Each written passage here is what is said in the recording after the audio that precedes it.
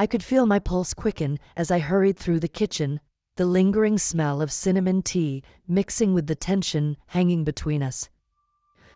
It had started innocently enough. It always does. It was late afternoon when Ethan arrived at my house. My son Liam was away for the weekend, and I had asked Ethan to come over and help with a few chores. I had always liked Ethan. He was warm, kind, the type of person who made people feel at ease. But lately, something had shifted between us. I could feel it, and I knew he could too. When I opened the door, I greeted him with a smile that felt like more than just a friendly welcome. "Ethan, thank you so much for coming," I said, trying to keep my voice warm and inviting, though my heart pounded. I looked at him for a beat longer than necessary, and I could feel the heat rising in my chest as he stepped inside. We ended up in the kitchen, sharing a pot of tea I just made. I moved around gracefully, wearing a simple dress that floated around me as I walked. I noticed the way his eyes tried not to linger on me, the way he struggled not to look at how the fabric hugged my figure. We talked for a while about nothing in particular, Liam, my garden, the weather. But there was an unspoken tension, a sense of something more. It wasn't just in the words we didn't say. It was in every glance, every subtle touch. Our eyes met, and we paused, both of us silent. The quiet hung between us, thick with everything we hadn't said. "You've been such a help lately, Ethan," I said softly, my gaze never leaving his. "It's nice to have you around." I reached out, my fingers brushing against his hand, a simple touch, but one that sent shivers through my body.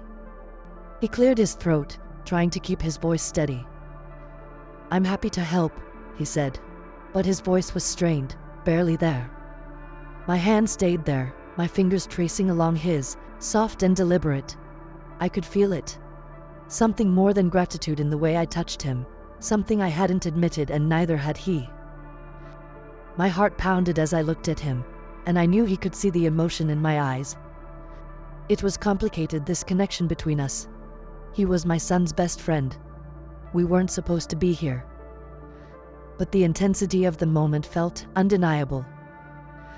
I took a deep breath and stood slowly, meeting his gaze. Our eyes held an unspoken connection, each of us aware of the depth of our friendship and the warmth that had grown over time.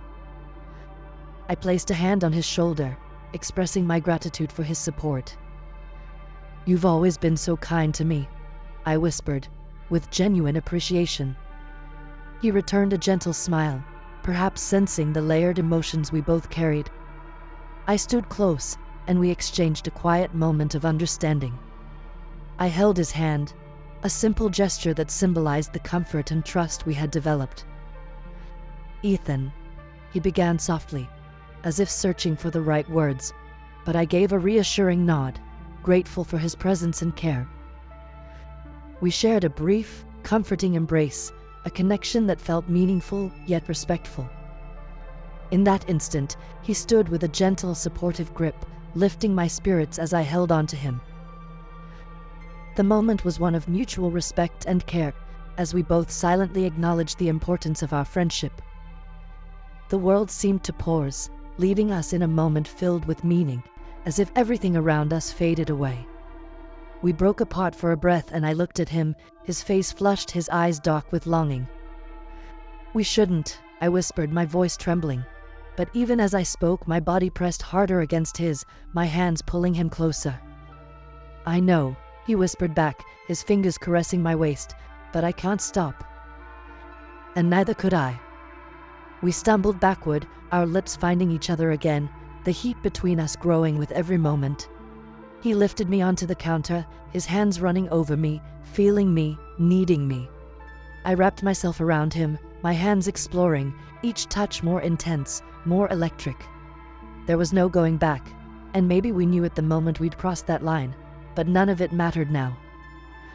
Later, as we sat on the couch together, the weight of what we'd done settled between us, but neither of us could bring ourselves to break the silence.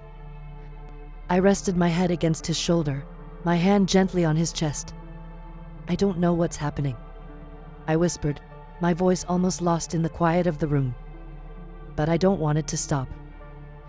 He kissed the top of my head, his hand gently covering mine. Neither do I, he murmured, and I relaxed against him. Whatever this was, it had a hold on us, something neither of us could deny or resist.